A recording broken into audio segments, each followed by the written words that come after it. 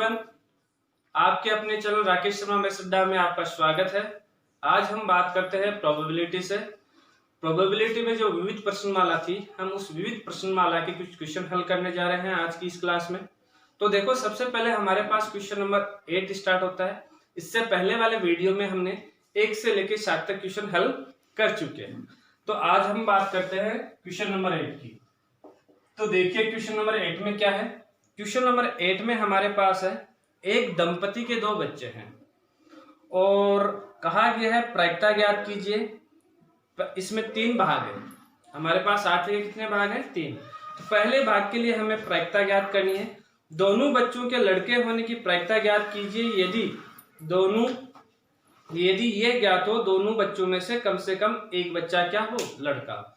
तो हम मान लेते हैं, क्या मानेंगे कि माना कि हमारे पास यहाँ से जो दंपति है उसके जो 2 बच्चे हैं, वो 2 बच्चे ऐसा भी हो सकते हैं कि दोनों लड़के हो, ऐसा भी हो सकता है कि दोनों लड़कियां हो, ऐसा भी हो सकता है कि एक लड़की एक लड़का हो, ऐसा भी हो सकता है कि एक लड़का एक लड़की हो। ठीक है, तो हम यही बात इस क्वेश्चन में करते हैं। तो हम कहेंगे कि दिया गया है, क्या दिया गया है?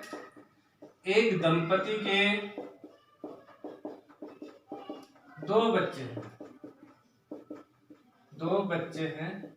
तो हम कहेंगे, इसलिए बच्चों का प्रतिदर्श समिष्ट, यदि बच्चों का प्रतिदर्श समिष्ट निकालें तो प्रतिदर्श समिष्ट हमारे पास यहां से आता है।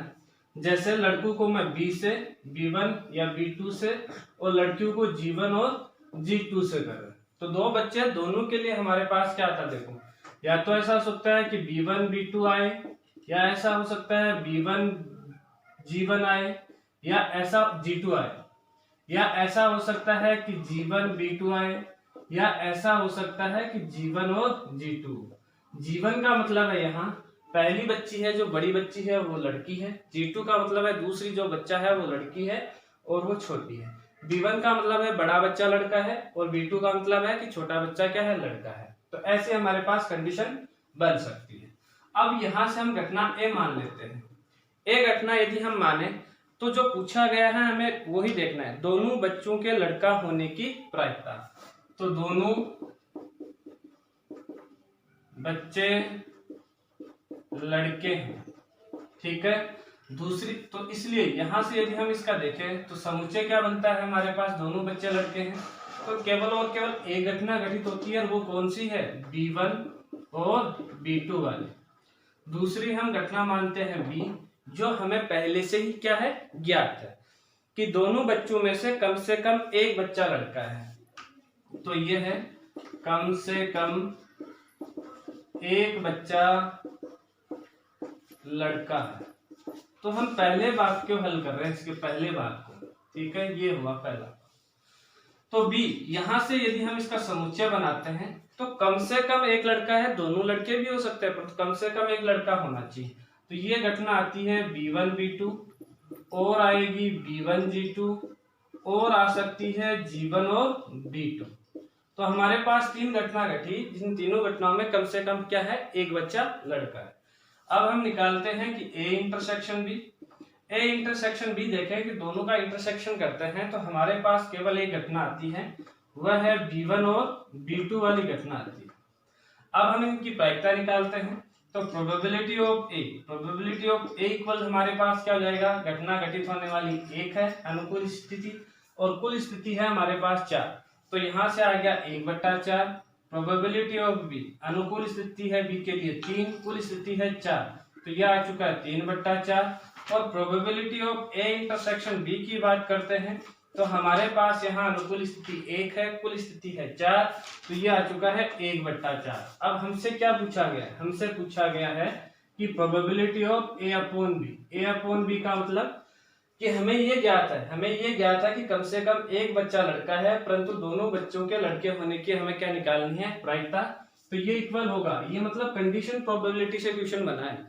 तो यहां से हमारे पास आ जाएगा कि probability of A intersection B upon probability of आ चुका है बी। ए इंटरसेक्शन बी देखें तो यहां से हमारे पास है 1/4 और प्रोबेबिलिटी ऑफ बी है यहां से 3/4। तो यहां से हमारे पास प्रायिकता आ गई 1/3 आ चुकी है। तो ये हो गया इस 8वें क्वेश्चन का पहले भाग का सॉल्यूशन। दूसरे भाग का सॉल्यूशन हम देखते हैं। तो देखो दूसरे भाग के सॉल्यूशन में हमें क्या कहा गया। ठीक है, कहानी यही रहनी है, इन्हीं से हमें हल करना है।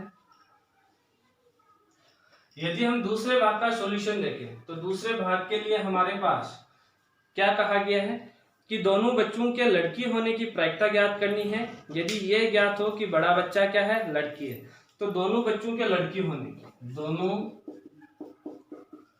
बच्चों के बच्चे लड़की होना, दोनों बच्चे लड़की होना। तो यहां से यदि हम देखें तो हमारे पास केवल और केवल एक घटना आ रही है, वो है G1 और कौन सा, G2 वाला। ठीक है, बी हमारे पास है कि जो ज्ञात है हमारे पास वह है कि बड़ा बच्चा लड़की है, बड़ा बच्चा लड़की है। तो यदि हम यहां से इसको देखते हैं तो हमारे पास घटना आती है बड़ा बच्चा लड़की वाली, केवल और केवल दो घटना है, G1 और G1, जिसमें G1 है इसका मतलब है बड़ा बच्चा लड़की है।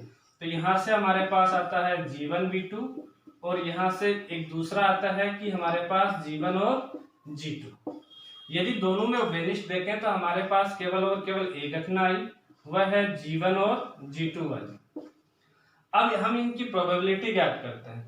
तो यहां से प्रोबेबिलिटी ऑफ ए ज्ञात करें तो यह आएगा 1/4, अनुकूल स्थिति 1, कुल स्थिति 4। प्रोबेबिलिटी ऑफ बी ज्ञात करें 2/4, इसका मतलब हुआ 1/2। और probability of A intersection B ज्ञात करते हैं तो यह आता है 1/4। पूछा क्या गया है, यही बात हमसे पूछी गई है कि probability of A upon B ज्ञात करना। इसका मतलब है कि हमें दोनों बच्चों के लड़की होने की प्रायिकता ज्ञात करनी हो जब हमें यह ज्ञात हो कि बड़ा बच्चा क्या है, लड़की है। तो उस कंडीशन में हमारे पास प्रायिकता क्या आ जाएगी यहाँ से कि 1/4/1/2। यहाँ से प्रायिकता देखते हैं तो हमारे पास आती है 1/2। तो इसी के साथ हमारे पास क्वेश्चन नंबर 2 भी क्या हुआ, खत्म हुआ। अब हम बात करते हैं इसके 8वें के तीसरे भाग की। तीसरे भाग में क्या है, दोनों बच्चों के लड़का होने की प्रायिकता ज्ञात कीजिए यदि ये ज्ञात हो कि बड़ा बच्चा कैसा है, लड़का है। तो दोनों बच्चों के लड़का होना, तो यहां से देखो तीसरे भाग के लिए चल रहे हैं, दोनों बच्चे लड़का होना। तो यहां से भी हम घटना देखते हैं तो हमारे पास घटना क्या आती है दोनों बच्चों के लड़का होने के लिए। यदि हम देखें तो हमारे पास केवल और केवल एक घटना आ रही है, कौन सी, यहां से आ रही है B1 और B2। ठीक है, दूसरी जो घटना है वह है हमारे पास क्या है, यहां से जो घट चुकी है, बड़ा बच्चा लड़का है, बड़ा बच्चा लड़का है। तो जिसमें B1 है वो घटना आएगी, जिसमें B1 है सबसे पहले वाले में वो घटना आएगी। कौन कौन सा है, एक तो B1 B2 है, एक हमारे पास घटना है कि B1 और G2 है। अब यदि यहां से इनसे वेनिस्ट देखें तो वेनिस्ट हमारे पास केवल और केवल कौन सी घटना आई, B1 और B2 वाली घटना आई। यदि हम अब इनकी प्रोबेबिलिटी ज्ञात करते हैं तो यहाँ से हमारे पास अनुकूल स्थिति 1, कुल स्थिति 4, तो 1/4, यहाँ से 2/4 इक्वल आ गया 1/2 और यहाँ से 1/4। यदि हमें जो प्रोबेबिलिटी पूछी है, क्या पूछी गई है हमें प्रोबेबिलिटी कि यदि हमें यह ज्ञात हो कि बड़ा बच्चा लड़का है तो दोनों बच्चों के लड़के होने की हमारे पास क्या ज्ञात करनी है, प्रायिकता। तो probability of A upon B ज्ञात करना है, हमने यहाँ हमारे पास फॉर्मूला डाटा रखा तो हमारे पास प्रायिकता आएगी 1/2। ठीक है, अब हम अगले क्वेश्चन की तरफ चलते हैं। तो ये हमारे पास इसी के साथ जो क्वेश्चन नंबर 8 था वो क्या हो चुका है, खत्म हो चुका है। अब अगले क्वेश्चन की तरफ चल रहे हैं। तो अगला क्वेश्चन हमारे पास है यहाँ से क्वेश्चन नंबर 9। क्वेश्चन नंबर 9 को हम सोल्व करते हैं। तो देखो क्वेश्चन नंबर 9 में क्या है हमारे पास यहाँ से कि 1 से लेके 11 तक पूर्णांकों में से यादृच्छिक 2 पूर्णांकों को चुना गया है। तो हम कहेंगे दिया गया है, क्या दिया गया है, यहां से हमारे पास गिवन है 1 से 11 तक पूर्णांक संख्याएं हैं, पूर्णांक संख्याएं हैं, ये हमारे पास गिवन है। अब देखो ये अच्छा क्वेश्चन है, ध्यान देने योग्य हमारे पास क्वेश्चन है ये। दोनों पूर्णांकों के विषम होने की हमें प्रायिकता ज्ञात करनी है यदि ये ज्ञात हो कि दोनों पूर्णांकों का योग कैसा है, सम है। अब देखो 1 से लेके हमारे पास ये कहां तक है, 1 से लेके 11 तक है। यदि 1 से लेके 11 तक हमारे पास जो पूर्णांक संख्या है उसमें हम ये देखेंगे कि कि कितनी विषम है और कितनी सम है। तो मैं यहाँ ये देखूंगा कि 5 हमारे पास सम संख्या है और 6 हमारे पास कैसी संख्याएं हैं, विषम संख्याएं। 5 तो होगी सम संख्याएं और 6 होगी हमारे पास विषम संख्याएं। अब देखो घटना ए घटना हमारे पास जिसकी हमें प्रायिकता ज्ञात करनी है वो हमारे पास गिवन है।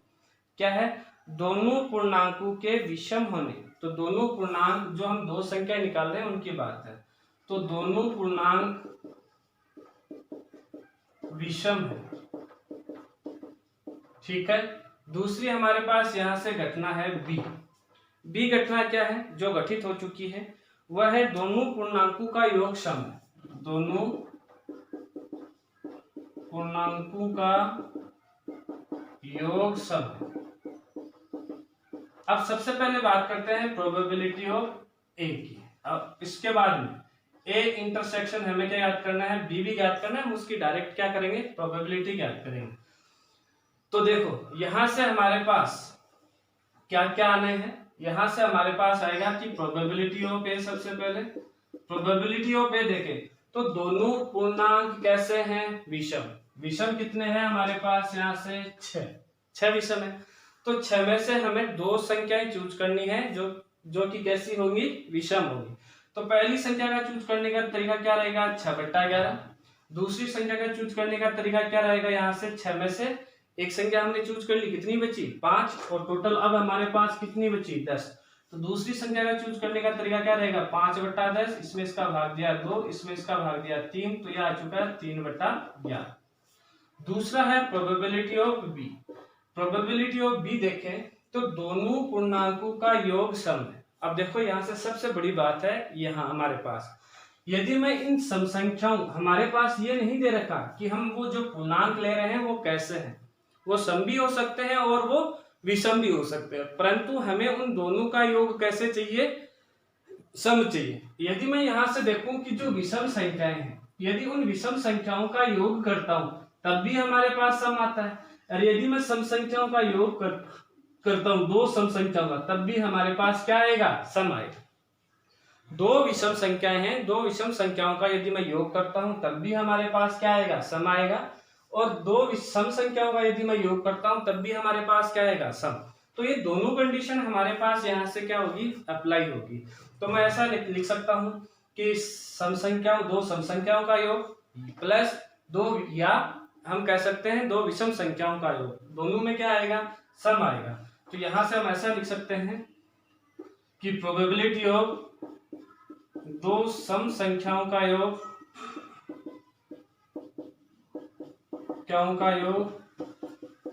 या 2 विषम संख्याओं का योग। ठीक है, तो हमारे पास यहां से प्रोबेबिलिटी आएगी, क्या आएगी, पहले 2 सम संख्याओं का योग करते हैं, या का, तो 2 सम संख्याओं का योग करते हैं, तो पहली संख्या के हमारे पास सम संख्या होने की प्रायिकता 5/11 गुणा अगले की क्या जाएगी, 4/10। ये इसमें भाग गया यहाँ 2 में इसका भाग गया 2, प्लस यहां से 2 विषम संख्याओं का योग ज्ञात करने के लिए हमारे पास क्या आएगा, 2 विषम संख्याओं का योग सम है। तो पहली संख्या के विषम होने की प्रायिकता हुई 6/11 और गुणा दूसरी संख्या के विषम होने की प्रायिकता होगी 5/11, 5/10। ठीक है, इसमें इसका भाग दिया 2, यहाँ आया 3, यहां से हमारे पास आ चुका है 2/11 और यहां से हमारे पास आ चुका है 3/11, तो ये हो चुका है 5/11। तो प्रोबेबिलिटी ऑफ बी आ चुका है हमारे पास 5/11। अब प्रोबेबिलिटी ऑफ ए इंटरसेक्शन हमें क्या निकालना है, बी ज्ञात करना है। तो देखो probability of A intersection B क्या होगा, तो probability of A intersection B, probability of A intersection B देखो क्या आता है, दोनों पूर्णांक कैसे हैं, विषम है, 2 पूर्णांकों का योग कैसा है, सम है। ठीक है, तो इन दोनों में क्या आ रही है बात, कॉमन जो बात आ रही है वो क्या आ रही है, पहले दोनों पूर्णांक कैसे हैं, विषम, दोनों पूर्णांकों का योग कैसे है, सम। 2 पूर्णांक का योग में सम में हमने देखा था 2 सम संख्याओं का योग या 2 विषम संख्याओं का योग। यहाँ दोनों पूर्णांक विषम है और यहाँ भी दोनों पूर्णांक कैसे हैं, विषम है। तो विषम वाली कहानी से हम क्या आएगा, कॉमन आएगा। विषम वाली कहानी से यदि कॉमन आता है तो यहाँ से हमारे पास दो हमें संख्या लेनी है, वो कैसी आएगी, विषम। तो पहली संख्या के विषम होने की प्रायिकता 6/11 और दूसरी संख्या के विषम होने की प्रायिकता 5/10, इससे कैंसिल, और यहाँ आ चुका 3 और यह आ चुका 3/11। अब हमें जो ज्ञात करना है वो है क्या है, हम कहेंगे कि चूंकि probability of A upon B वह इक्वल होगा किसके, probability of A intersection B upon आएगा कि प्रोबेबिलिटी ऑफ बी। यहां से probability of A intersection B देखें तो वो आ चुका है 3/11 अपॉन में प्रोबेबिलिटी ऑफ बी देखें तो वो आ चुका है हमारे पास 5/11। 11 से 11 कैंसिल, प्रायिकता क्या आ चुकी है, 3/5। तो क्या पूछा गया था हमसे पूछा गया था कि दो पूर्णांकों के विषम होने की हमें प्रायिकता ज्ञात करनी है जब हमें यह ज्ञात हो कि दोनों पूर्णांकों का योग कैसा है, सम है। तो हमारे पास आंसर आ चुका है 3/5। ठीक है, अब अगले क्वेश्चन की तरफ चलते हैं। अगला क्वेश्चन है क्वेश्चन नंबर 10। तो देखिए क्वेश्चन नंबर 10 में क्या है।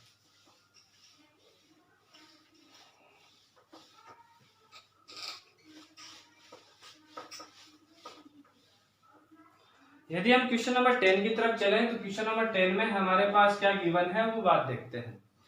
क्वेश्चन नंबर 10 में देखें तो एक आणविक संरचना के सहायक दो निकाय ए और बी हैं।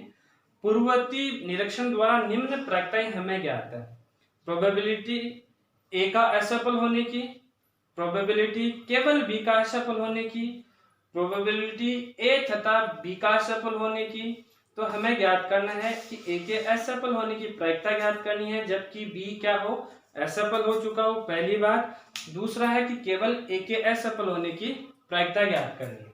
तो यहां से मैं कह सकता हूं कि हमारे पास दिया गया है, क्या दिया गया है, यदि हम देखें तो यहां से प्रोबेबिलिटी ऑफ ए गिवन है।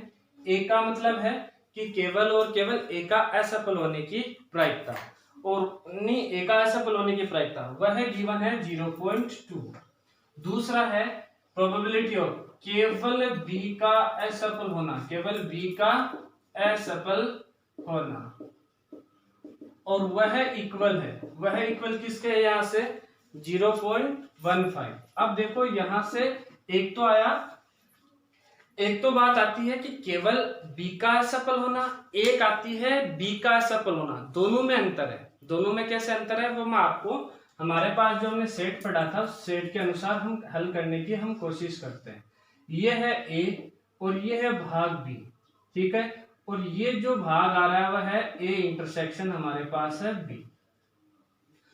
अब ए का असफल होने का मतलब है कि ये जो मैं डार्क लाइन कर रहा हूं इसका मतलब है केवल और केवल किसका असफल होना, ए का, केवल नहीं ए का असफल होना। ये जो पूरा सर्किल है इसका मतलब है ए का असफल होना। अब आपसे पूछा जाए केवल ए का असफल होना, केवल ए का असफल होने का मतलब है कि हमारे पास ये जो डार्क एरिया है जो मैं इस प्रकार से रेखा से जो कर रहा हूं उसका मतलब है कि केवल और केवल हमारे पास ए का असफल होना। अब इसमें शामिल कौन नहीं हुआ, ए इंटरसेक्शन बी शामिल नहीं हुआ। इसका मतलब केवल ए का असफल होने को हम ऐसे भी लिख सकते हैं कि ए माइनस ए इंटरसेक्शन बी। तो उसी प्रकार से केवल बी का असफल होने का मतलब हमारे पास यहां से क्या जाएगा, हमारे पास आएगा कि प्रोबेबिलिटी ऑफ, यहां से आएगा कि B minus probability of A intersection B वह इक्वल होगा 0.15।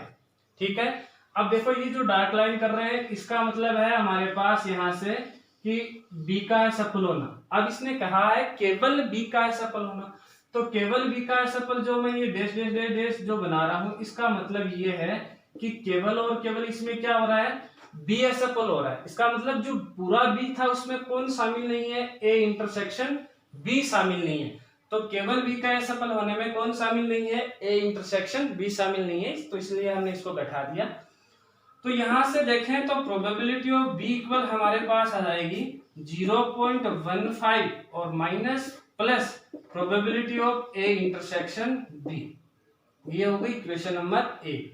और हमारे पास तथा क्या क्या दिया है, हमारे पास ये भी कहा गया है कि प्रोबेबिलिटी ऑफ ए तथा बी का असफल होना, प्रोबेबिलिटी ऑफ ए तथा बी का असफल होना, इसका मतलब क्या है, और ये कितना दे रखा है, यदि हम देखें तो ये हमारे पास यहाँ से गिवन है 0.15, तो ये भी 0.15 गिवन है। इसका मतलब ये हुआ कि प्रोबेबिलिटी ऑफ ए तथा का मतलब है इंटरसेक्शन बी का आ गया बी इक्वल हो चुका है 0.15। हम कहेंगे इक्वेशन 1 में मान रखने पर, यदि हम इक्वेशन 1 में मान रखते हैं तो यहां से आता है कि probability of B equal to 0.15 plus 0.15 और ये इक्वल हो चुका है 0.30। ठीक है, अब जो हमसे पूछा गया है हम उसकी बात करते हैं। सबसे पहले हमसे पूछा गया है यहाँ से पहली कंडीशन में कि probability of A upon B, यही पूछा गया है। देखते हैं एक बार, हमसे पूछा गया ए के असफल होने की प्रायिकता ज्ञात कीजिए जबकि बी असफल हो चुका है, तो यही पूछा गया है। यहां से आ जाएगा कि प्रोबेबिलिटी ऑफ, यहां से क्या आएगा, यहां से आएगा हमारे पास probability of A upon A intersection B, probability of A intersection B upon आ जाएगा प्रोबेबिलिटी ऑफ बी। यहां से probability of A intersection B देखूं तो वो दे रखा है हमारे पास 0.15 अपॉन प्रोबेबिलिटी ऑफ बी देखें तो हमारे पास दे रखा है 0.30। तो यहां से आंसर आ चुका है 1/2। दूसरे हमारे पास इस भाग में जो पूछा गया है वह क्या देखते हैं, केवल ए के असफल होना, प्रोबेबिलिटी ऑफ केवल ए का असफल होना, केवल ए का असफल होना। इसका मतलब अभी अभी मैंने बता चुका हूं आपको, क्या आएगा कि probability of A minus probability of A intersection क्या जाएगा बी। प्रोबेबिलिटी ऑफ ए देखें तो वो हमारे पास है 0.20 minus probability of A intersection B देखें तो वो हमारे पास है 0.15। यहां से आंसर देखते हैं तो आता है 0.05। तो ये हो चुका है इसके दूसरा भाग। अब हम बात करते हैं अगले क्वेश्चन की। क्वेश्चन नंबर है हमारे पास 11। क्या कहा गया है क्वेश्चन नंबर 11 में, देखते हैं।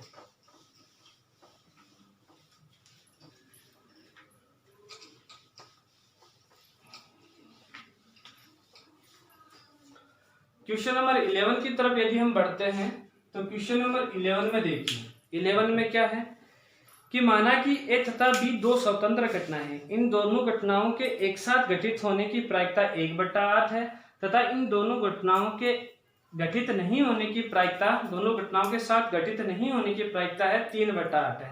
तो probability of A and probability of B ज्ञात कीजिए। तो मैं यहां से मान लेता हूं कि माना कि यहाँ हमारे पास कि probability of A equal to है x और probability of B equal to है हमारे पास y।